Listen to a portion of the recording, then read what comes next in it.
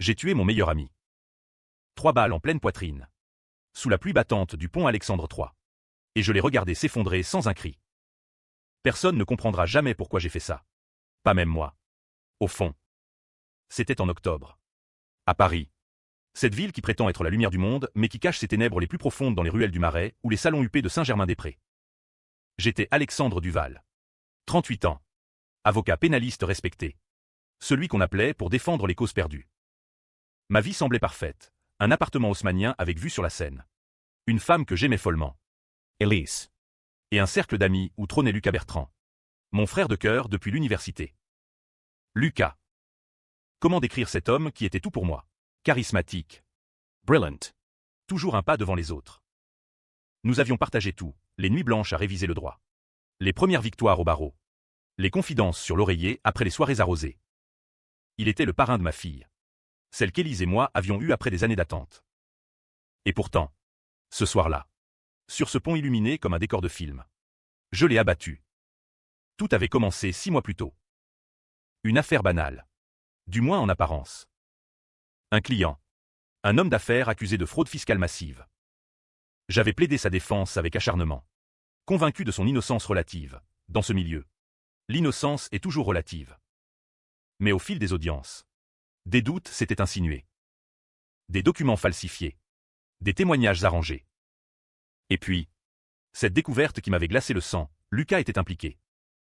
Mon Lucas, associé dans un cabinet concurrent, avait monté le coup pour ruiner ce client et récupérer ses contrats juteux.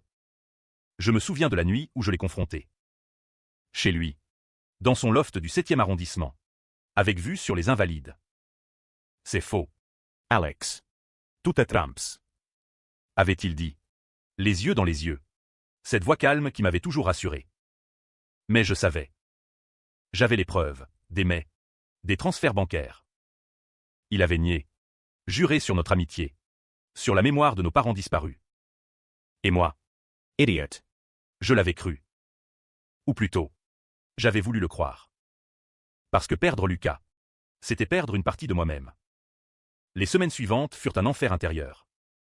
Chaque matin, en me rasant devant le miroir, je me demandais si j'étais fou. Comment mon frère pouvait-il me trahir ainsi? Pour de l'argent? Pour le pouvoir? Élise remarquait mon silence. Mes absences. Qu'est-ce qui ne va pas? Sherry? Demandait-elle. Ses mains douces sur mes épaules. Je ne pouvais rien dire. Pas encore. Parce que avouer cela, c'était détruire tout notre monde. Puis vint l'accusation. Le client que j'avais défendu s'était suicidé, laissant une lettre accusant Lucas nommément. L'enquête s'était ouverte. Et soudain, les preuves pointaient vers moi. Moi, Alexandre Duval, présenté comme le cerveau de l'opération. Des faux en écriture. Des comptes offshore à mon nom. J'avais été arrêté un matin. Menottes au poignet devant Élise qui hurlait. Lucas était venu au commissariat. L'air effondré. Je vais t'aider. Alex. On va s'en sortir. Mais dans ma cellule.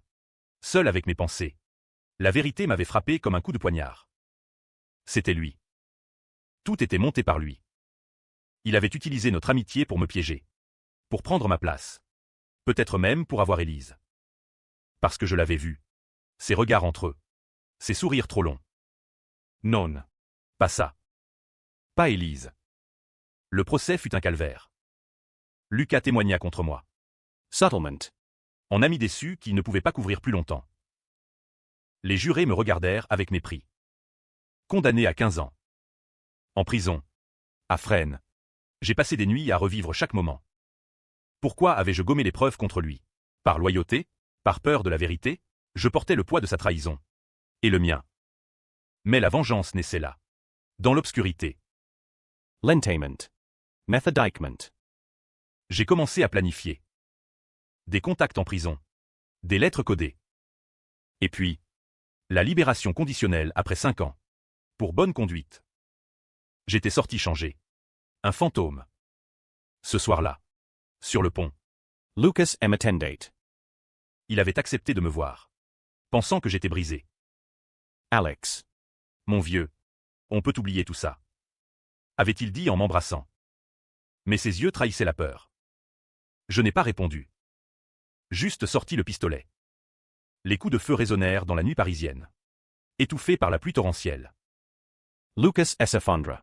Les yeux écarquillés de surprise. Pourquoi? Alex. Murmura-t-il avant de perdre connaissance. Je restais là. Immobile. Le canon encore fumant. Le cœur battant à tout rompre. Pourquoi? Cette question me hantait depuis des années. Pourquoi lui avais-je fait confiance aveuglément? Pourquoi avais-je sacrifié ma liberté pour protéger son secret? Parce qu'il était mon frère. Pas de sang. Mesdames. Nous avions grandi ensemble dans cette banlieue grise de Lyon. Orphelins precoces. Liés par une promesse d'enfance, jamais se trahir. Mais il l'avait fait. Profondément. Vicieusement. Pas seulement l'affaire fiscale. J'avais découvert. En prison. Grâce à un codétenu à cœur. L'étendue de la trahison. Lucas couchait avec Élise depuis des mois avant mon arrestation. Des messages. Des photos. Elle. Ma femme. La mère de ma fille. Dans ses bras. Et pire, c'était elle qui avait suggéré de me faire porter le chapeau. Pour recommencer à zéro, avec lui. Cette révélation m'avait détruit plus que la condamnation. Chaque nuit, je revivais leur rire. Leurs corps enlacés. Moi, le cocu idéaliste, qui avait tout donné. En sortant de prison, j'avais vu ma fille. Claire. 10 ans maintenant. Élevée par Élise seule, ou du moins le prétendait elle. Lucas jouait le rôle du parrain attentionné. Comblant le vide. Je m'étais installé dans un petit appartement à Montmartre. Discret. Sous un faux nom. J'observais. Lucas Prosperate, promu associé senior. Fiancé à Élise en secret. Ils attendaient le moment où je disparaîtrais pour de bon. Mais j'étais là. Tapi dans l'ombre. Planifiant chaque étape. Le rendez-vous sur le pont était mon idée. Un message anonyme, je sais tout. Viens seul. Ou tout explose. Il était venu. Arrogant jusqu'au bout. Alex. Tu es paranoïaque. Laisse-le passer. Mais quand il avait vu l'arme, son masque était tombé. Écoute. On peut s'arranger. L'argent. Elise. Elle t'aime encore. Tu sais. Ces mots m'avaient transpercé. Elise mate. Mensonge. Tout était mensonge. J'avais tiré. Pas pour tuer immédiatement, non. Je voulais qu'il souffre. La première balle dans l'épaule. La deuxième dans la jambe. Il avait rampé. Suppliant. Pardon. Alex. C'était une erreur. Erreur, 5 ans de ma vie volée. Ma réputation anéantie. Ma famille brisée. Pour une erreur, je l'avais laissé là. Saignant. Appelant à l'aide. La police arriverait bientôt. Moi, j'avais disparu dans les méandres du métro. Les jours suivants furent un tourbillon intérieur. Étais-je un monstre, ou juste un homme rendu justice? Les journaux parlaient d'un règlement de compte. Sans me nommer. Lucas survive rate.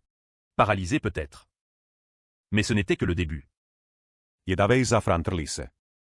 Elle vivait toujours dans notre appartement. Avec Claire. Je l'avais appelée.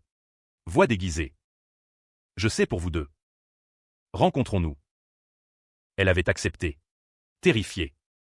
Au café près de Notre-Dame. Elle était arrivée pâle. Belle encore. Alex. Tu es vivant? Vivant? À peine. Je lui avais tout déballé calmement. Les preuves. Les trahisons. Elle avait pleuré. Nié d'abord. Puis avoué. C'était la passion. Alex. Lucas.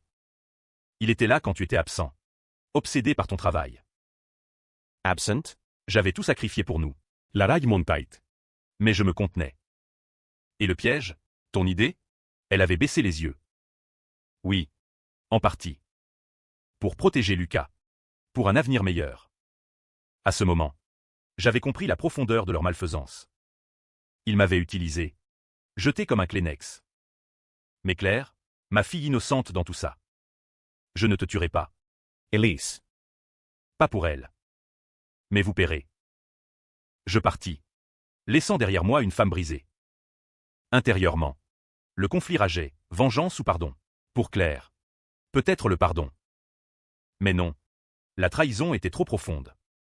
Lucas sortit de l'hôpital 1 mois plus tard. Infautuil Roland. Je le surveillais. Il avait renforcé sa sécurité.